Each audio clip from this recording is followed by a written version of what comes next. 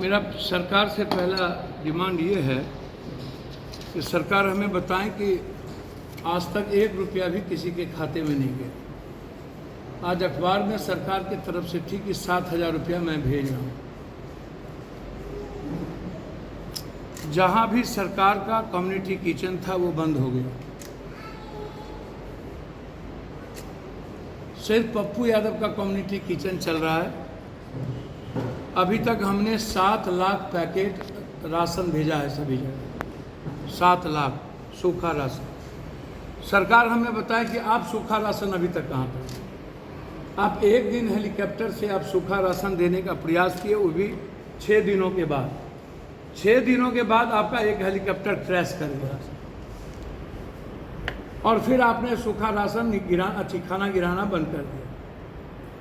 32 लाख व्यक्ति प्रभावित है, आप कह रहे हैं 17 लाख। सर्वे किसने किया? गांव के भीतर कौन गए? गांव के भीतर, बांध के भीतर एक भी मवेशी नहीं बची, एक भी कच्चा घर नहीं बचा, एक भी टीन फूस का और भीट का मकान नहीं बचा, एक भी अनाज नहीं बचा जो पक गए, किसी के कपड़े नहीं बचे। और किसी को यह उम्मीद नहीं थी कि रात में पानी आएगा। सब बेफिक्र को सोए हुए थे। लोगों को लगा कि हम मवेशी को खोल देते हैं, मवेशी बच जाएगा, मवेशी बच जाएगा।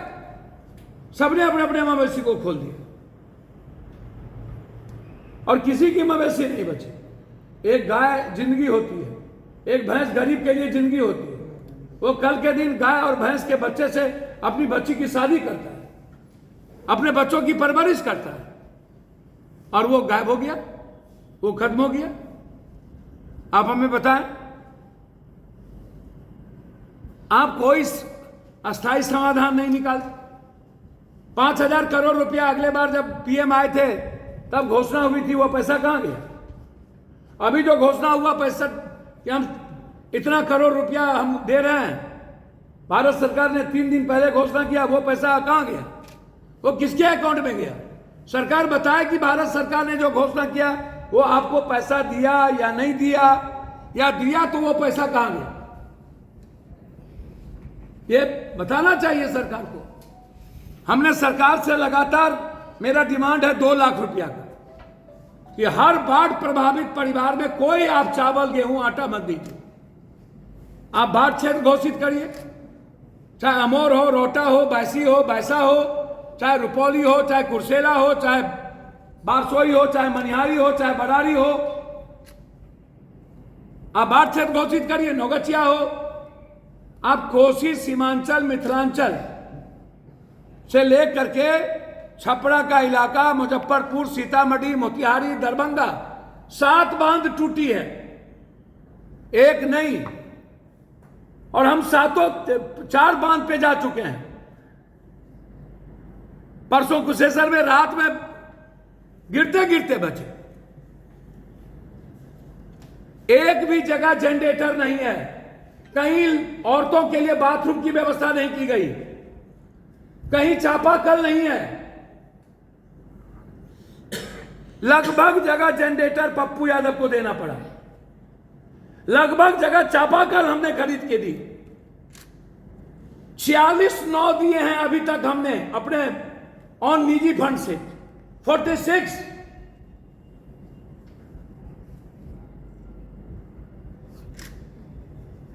सरकार का नाम कहां गया? एनडीआरएफ कहां गया? और एनडीआरएफ जहां है वहां पर सीओ कह देता है कि तेल की व्यवस्था नहीं है, तेल खत्म हो गया, तेल लाने गया है, सरकार से परमिशन ले रहे हैं, तब तक आदमी मर गया, रेस्क्यू नहीं हुई। क्यों भैया? एक भी डॉक्टर का कैंप नहीं, बांध के भीतर एक भी कम्युनिटी किचन नहीं, ना सूखा राशन।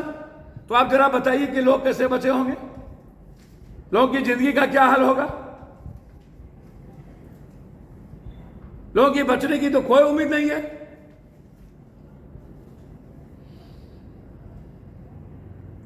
हालात अच्छे नहीं हैं। आपने पूर्णिया में कहां कहां कम्युनिटी किचन चलाया भाई? आपने राशन कहां भेजे? यदि 3000 आदमी हैं तो 40 आदमी को राशन भेज दिया। यहां जिला पार्षद हैं बैठे हुए। एक दिन जब पानी नीचे गिरने लगा तब कम्युनिटी किचन शुरू हुआ, और कम्युनिटी किचन 2 दिन नहीं चली, दूसरे लोगों को खाना नहीं खिलाया, बंद कर दिया। बिल बन गए। कटिहार की वही स्थिति, पूर्णिया की वही स्थिति, अररिया की वही स्थिति, मधेपुरा, सुपौल, सहरसा की वही स्थिति, किशनगंज की वही स्थिति। अभी जो डगरवा और भैंसी का इलाका पूरा का पूरा जलमग्न है।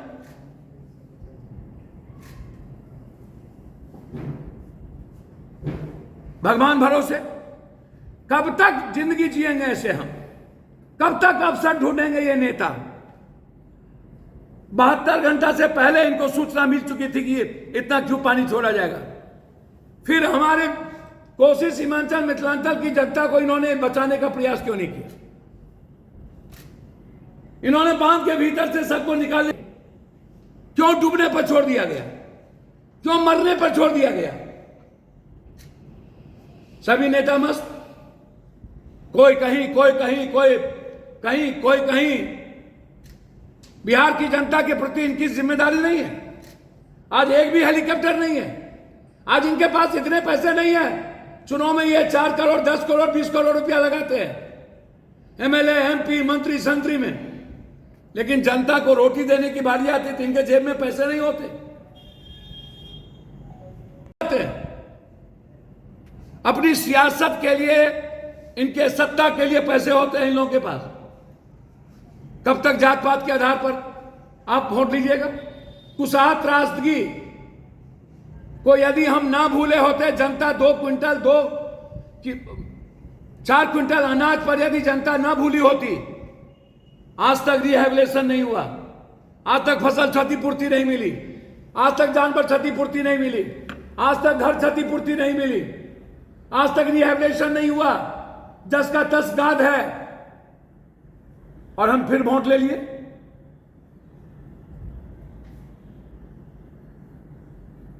मेरा सीधा सवाल है, सरकार के पैसे पर जनता का अधिकार है।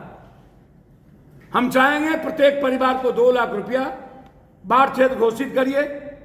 प्रधानमंत्री मुख्यमंत्री आवास योजना, यदि आपके नजर में 17 लाख हैं तो 17 लाख को आप मकान दीजिए, और फसल क्षतिपूर्ति की घोषणा करिए, आप लोन माफ करिए।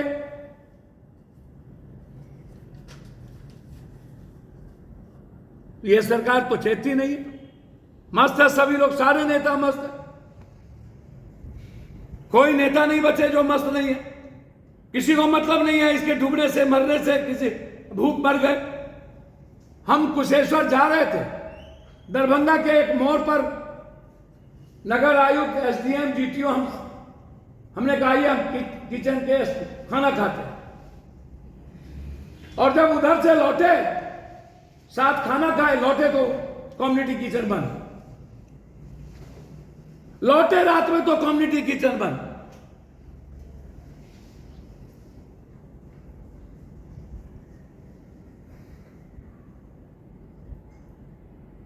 ये सालों भर आप एंटी इरोजन का काम करते हैं। मेरा डिमांड है कि अविलंब पूरे कोसी, सीमांचल, मिथिलांचल के बांध को ऊंचा करिए, कंक्रीट बनाइए, अस्पर को लंबाई करिए। आज स्थिति यह है कि बांध और नदी इक्वल हो गया और सीवेज नीचे हो गया,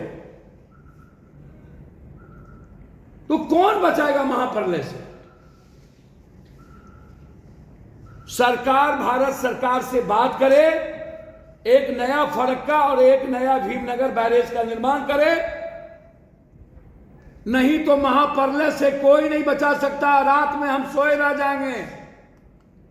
पूरी कोसी, सीमांचल की जनता खत्म हो जाएगी, मिथिलांचल की तहसीला मिट जाएगा। सबसे ज्यादा दबाव है भीमनगर बैरेज और फरक्का पे।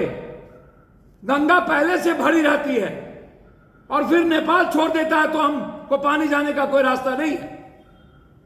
2.5 लाख से ज्यादा पानी हम नहीं ले सकते। आज नदी की स्थिति है, पहले 5.5 लाख की कैपेसिटी थी, अब 2.5 लाख की कैपेसिटी है। और पानी छोड़ता है 6 लाख, और बांध और नदी एक हो गई, सीवरेज नीचे है, कौन बचाएगा हमें?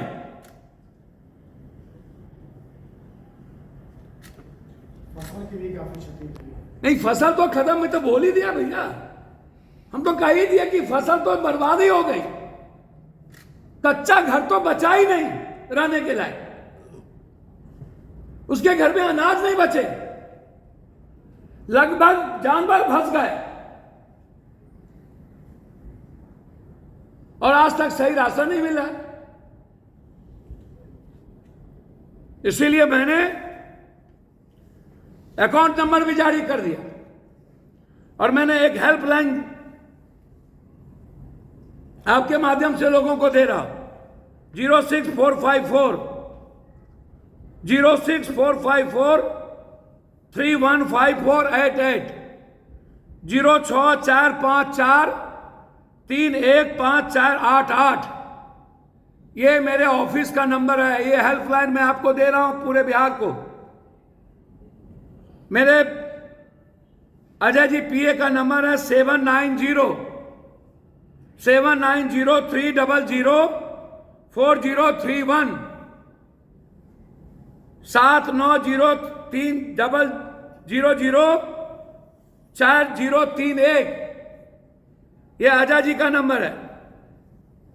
पटना राजेश पप्पू जी 9334993504 93349935004।